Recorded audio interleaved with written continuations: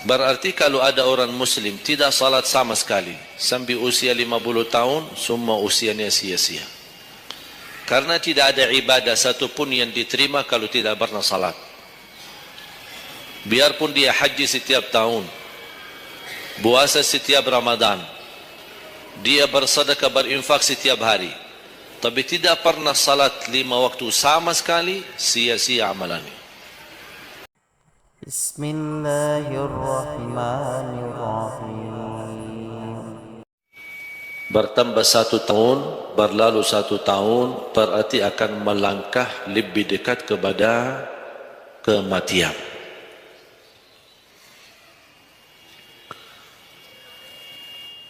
Sebenarnya bukan berapa usia kita, tapi apa isi usia kita.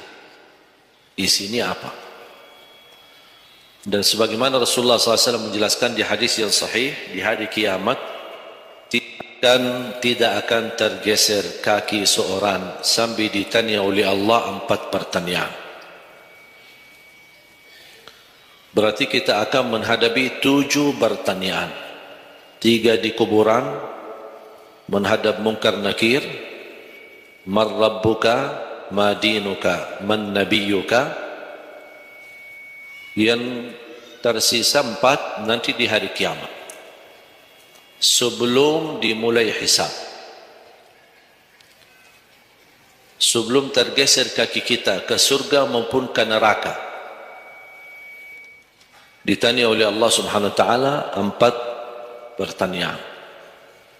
Yang pertama, lan tazula qadama 'abdin yaumal qiyamah hatta yus'ala an 4. Tidak akan tergeser kaki seorang di hari kiamat sampai ditanya oleh Allah SWT 4 pertanyaan. Yang pertama, an umurihi fima afnah. Umurnya apa yang kamu lakukan? Allah tidak akan tanya berapa usiamu, tapi apa yang kamu isi dalam usiamu. 60, 70, 100 tahun, kurang, lebih. Allah tidak berdulikan berapa usia kita. Bahkan banyak para sahabat ketika ditanya usiamu berapa, dia menjawab usia saya 10 tahun. Padahal sudah tua, sudah di atas 50, ada yang di atas 40. Tapi kenapa begitu ditanya soal umurnya dia menjawab 10 tahun? Ternyata mereka menghitungkan usia yang sebenarnya adalah usia yang terisi taat. Masa jahiliyah, sebelum datangnya Islam, mereka menganggap itu semua usianya sia-sia.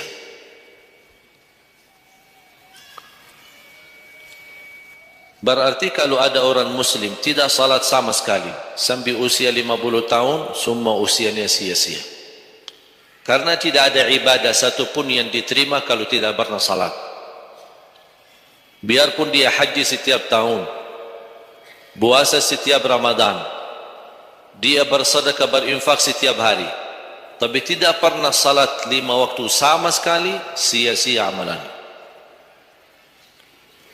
Karena pertama yang akan dihisab oleh Allah salatnya. Kalau salat itu beres, baru akan ditanya yang lain. Kalau salatnya tidak ada, Allah tidak perlu bertanya yang lain. Makanya saya selalu berkata, khususnya pada pemuda-pemudi, seberapapun dosamu, jangan tinggalkan salat.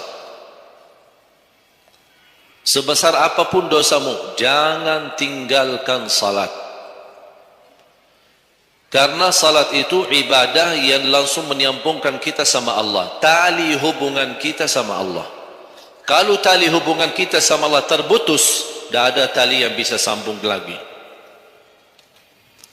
Dan selama anda menjaga salat, berarti masih ada harapan masuk dalam golongan yang akan diampuni Allah. Ada ampunan, ada harapan ampunan. Tapi kalau tidak salat, terus bagaimana Allah ampuni kalau tidak mau bertaubat? Banyak orang berkata, saya malu, atau dia merasa ada bisikan di hatinya, buat apa lo salat? Ngapain? Perilaku kamu aja tidak benar, sama orang tua aja tidak benar, dosamu tidak pernah henti-henti, percuma salat, tidak usah. Itu ingat bisikan syaitan. Karena syaitan ingin semuanya sekali-kali rusak. Kalau berbakti baik belum sempurna, masih banyak dosa maksiat, banyak kerusakan yang lain, tapi masih terjaga salatnya, ada harapan diampuni dosanya. Jangan sampai syaitan berhasil menggoda kita sekalian tidak salat. Oh, sudah hancur, sudah rusak yang lain, ditambah lagi parah, tinggalkan salat. Atau ada orang taubat, selama dia tidak salat, lancar, beres, aman, tidak ada apa-apa. Begitu dia taubat, dia merasa sedih, menyesal, dia mulai menjaga salatnya, hilang motornya, kehilangan kerjaannya, diuji sama Allah SWT dalam rumah tangganya. Syaitan datang, coba kamu aja dulu biasa-biasa aja, tidak pernah ada ujian, begitu anda mulai salat ada ujian. Ngapain? Udah berhenti aja salat, nanti kembali beres. Berhenti salat. Pas begitu dia keluar masih kehilangan motor. Ya Allah, gimana? Saya selama ini tidak pernah salat, tidak pernah hilang motor. Begitu saya mulai salat malah hilang motor saya. Datangnya setan di situ. Coba kalau kamu tidak salat, tidak bakal hilang motornya.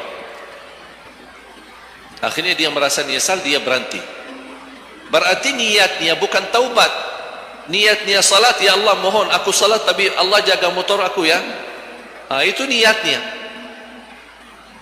Bukan salat karena Allah, tapi salatnya karena terjaga motornya.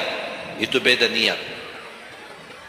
Berarti ketika kita berlaku ibadah, melakukan sesuatu ibadah, tapi ada ujian yang masuk, jangan anda salahkan ibadahnya, tapi salahkan niatmu. Ada apa dalam niatmu? Pasti ada salah niat.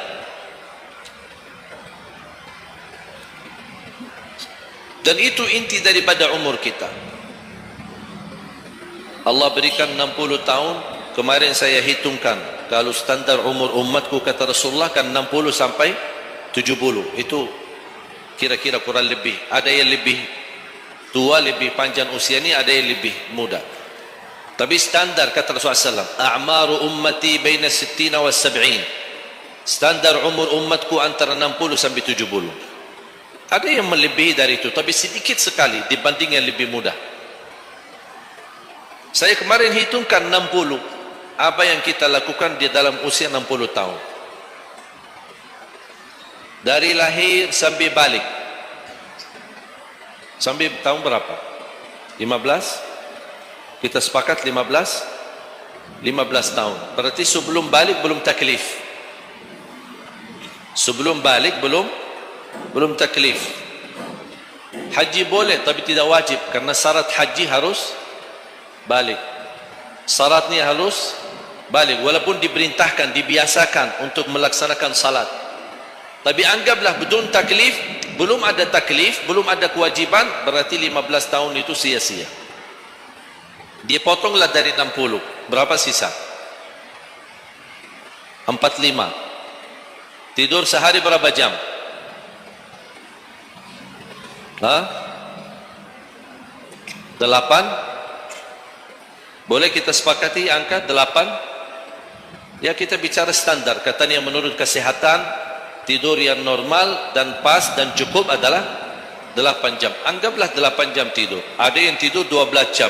Ada yang tidur bangun, salat, tidur bangun, salat, tidur bangun. Kalau hari libur, dia tidur, tidak capek tidurnya. Begitu bangun, ya Allah, begal badan saya, tidur lagi.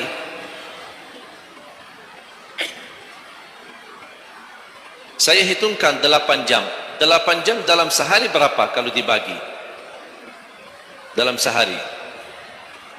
Sehari berapa jam? 24 jam. 8 bagiannya berapa jadinya? Sepertiga. Sepertiga sehari tidur. Sepertiga 60 tahun berapa? 20. 20 tahun ngapain? Tidur. 20 tahun cuman kerjaannya tidur. Mulai dari 8 jam. Coba, memang terlihat angkanya tidak terlalu besar. Tapi kalau dihitung dalam usia 60 tahun, 20 tahun tidur. Ditambah 15 belum taklif, jadi 35. Tersisa berapa dari 60? 25. Cari nafkah dan rezeki. Kerjaan, standar kerja, jam kerja berapa jam? 8. Berarti 60 tahun berapa jam? Berapa tahun kita kerja? 20 tahun. 20 tahun cari menjadi kaya. Tapi 20 tahun masih stres. Tidak jadi kaya-kaya. Masih bermasalah. Ditambah habis 20 tahun pensiun, tambah hutang. Belum lagi hutang sana sini. Sekarang semua serba hutang. Dan yang aku heran, kenapa orang Indonesia suka berhutang? Ada masalah sedikit hutang. Sekarang HP cicilan bagus-bagus. Begitu saya kemarin diajak sama teman foto, saya lihat HP ini, wih, masya Allah, HP yang terbaru ini. Maaf Pak, cicilan. Jadi jangan ditipu, jangan tertipu ketika Anda melihat handphone baru sama orang, langsung Anda baik sangka barangkali cicilan. Tidak ada yang sanggup cash. Kayak situ 12 juta sampai ada 15 juta. Bawa mobil yang mewah, kayak cicilan. Begitu pindah rumah, cicilan. Jalan-jalan besok juga nikah, cicilan. Semua serba cicilan. Dan terpengaruhi dengan promo sana ini, ada ini, non persen, non ini, apa sini beli satu dapat satu, dan semua serba hutang. Tanpa kita sadar, tidak sadar, memang mudah kita awal-awalnya berhutang, tapi begitu sudah jatuh tagihannya, pusing. Memang hutang ini bikin aku stres. Ada orang minta sama saya amalan. Ada enggak amalannya supaya saya bisa mengatasi masalah hutang ini? Saya bilang mudah amalannya, jangan berhutang lagi. Udah. Sudah selesai. Hutang itu di dalam Islam dibolehkan kalau sudah benar-benar keadaannya darurat. Sudah tidak ada solusi, tidak ada jalan, tidak ada yang bisa bantu, tidak ada yang bisa menolong. Akhirnya terpaksa. Dan hati-hati dari riba. Jangan terpaksa nanti beralasan, ya Allah saya terpaksa menggunakan pinjaman bank tapi riba. Pinjam 100 juta kembalikan 120 juta. Dosa besar. Masih lebih ringan dosa zina sama ibu daripada terima uang riba. Nauzubillah min zalik.